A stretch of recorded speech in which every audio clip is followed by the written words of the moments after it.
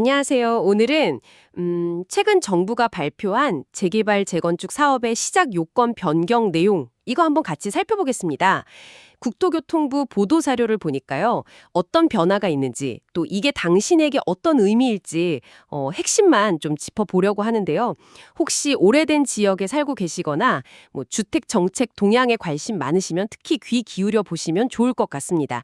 자, 보니까 정부가 이 사업들의 문턱을 좀 낮추려는 것 같아요. 구체적으로 어떤 점들이 달라지는 걸까요? 자료를 보니까 크게 재개발하고 재건축 이 두 영역에서 변화가 있더라고요. 네, 맞습니다. 재개발 쪽은 그 정비구역 지정 요건이 좀 바뀌고요. 재건축은 아시다시피 사업 가능 여부를 판단하는 진단 기준, 이게 핵심적으로 바뀝니다. 아, 네. 그럼 재개발부터 좀 더 자세히 볼까요? 그 노후도 계산 방식이 달라진다는 점, 이게 좀 눈에 띄네요. 네, 그게 상당히 중요한 변화인데요. 지금은 재개발 구역 안에 건물이 있잖아요. 그럼 그 건물 중에 60% 이상이 30년은 넘어야 해요. 근데 이때 무허가 건물은 계산에서 빠졌거든요. 아, 그랬군요. 네. 근데 앞으로는 1989년 1월 24일 이 날짜 이전에 지어진 무허가 건축물도 노후 건물수에 포함시키기로 했습니다. 사실 이건 뭐 토지보상법이나 이런 다른 법에서는 이미 보상 대상으로 인정하던 기준이거든요. 아하, 네네. 그래서 어떻게 보면 형평성을 맞추고 좀 현실화한 측면이 큽니다. 그렇군요. 다른 법하고 기준을 맞추면서 또 그동안 인정 못 받았던 오래된 무허가 건물 사시는 분들 현실도 좀 반영한 거네요. 그럼 예전에는 요건이 안 돼서 좀 어려웠던 지역들도 이제 재개발 추진, 이게 가능해질 수도 있겠네요? 네, 그럴 가능성이 커진 거죠. 노후도 요건 충족하기가 아무래도 이전보다는 좀 수월해지니까요. 그러니까 사업 시작의 첫 단계, 문턱이 좀 낮아지는 그런 효과가 기대됩니다. 네, 재개발 요건 완화는 이제 좀 이해가 되네요. 그럼 재건축 쪽은요? 이쪽 변화가 더 복잡하기도 하고 실제 생활이랑 관련된 내용이 많아 보이던데요? 맞습니다. 일단 명칭부터요. 기존 안전진단에서 재건축 진단으로 바뀝니다. 그리고 평가의 무게중심이 달라져요. 가장 주목할 점은 역시 주거환경 항목.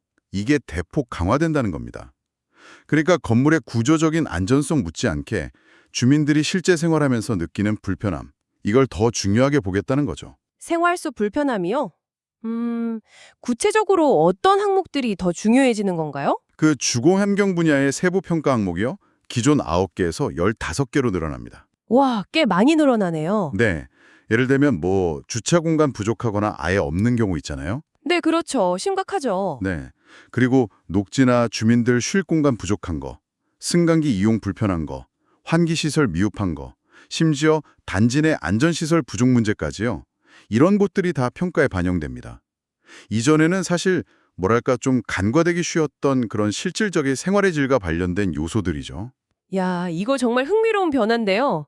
그러니까 이제 지하 주차장이 없어서 맨날 주차 때문에 골치 아프거나 아이들 놀이터나 뭐 커뮤니티 시설 같은 게 낡고 부족해서 불편했던 점들, 이런 게 재건축 결정에 더 큰 영향을 미칠 수 있다 이런 이야기군요. 네, 바로 그 점입니다. 그래서 이 주거 환경 분야의 평가 가중치도 기본 30%에서 40%로 올라가요.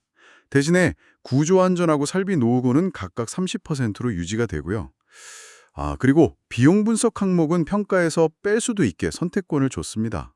물론 뭐 주민들을 원하면 기존 가중치대로 평가받을 수도 있고요. 단순히 건물이 얼마나 튼튼한가 이것만 보는 게 아니라 여기 살기 얼마나 편리하고 괜찮은가 이걸 더 중요하게 보겠다 이런 방향으로 바뀌는 거네요. 아, 그리고 진단보고서 재활용도 가능해진다고요? 이것도 꽤 실용적인 변화 같아요. 네, 맞아요. 재건축 진단을 받았는데 통과를 못했어요. 그래도 3년이 안 지났으면 기존 진단 보고서를 다시 쓸 수 있게 됩니다. 사업 시행 계획 인가 신청하기 전까지 다시 진단을 받아야 할 때 시간이나 비용 부담을 좀 덜어주려는 조치죠. 자, 그럼 이 모든 변화가 당신에게 어떤 의미일까요? 한번 정리해보죠. 만약 당신이 좀 오래된 지역에 살고 계시다면 이번 조치로 그 지역의 재개발이나 재건축 논의가 갑자기 좀 빨라질 수도 있고요. 아니면 예전엔 아예 사업 시작 자체가 어려웠던 곳들도 새로운 가능성을 좀 볼 수 있게 될 겁니다. 네, 핵심은 노후화를 바라보는 관점이 변했다는 겁니다. 단순히 건물이 물리적으로 낡았다 이걸 넘어서서요. 현대 생활 기준에 얼마나 못 미치는가, 그래서 주민들이 실제로 얼마나 불편을 겪고 있는가 이런 것까지 포함해서 보겠다는 거죠.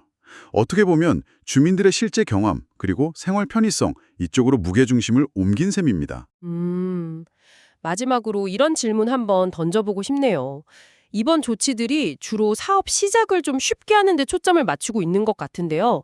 과연 이게 앞으로 진행될 재개발, 재건축 사업의 성격 자체에는 어떤 영향을 미칠까요?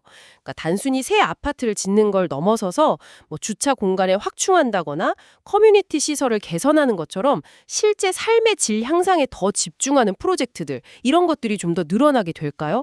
앞으로 좀 주목해서 지켜볼 만한 지점인 것 같습니다.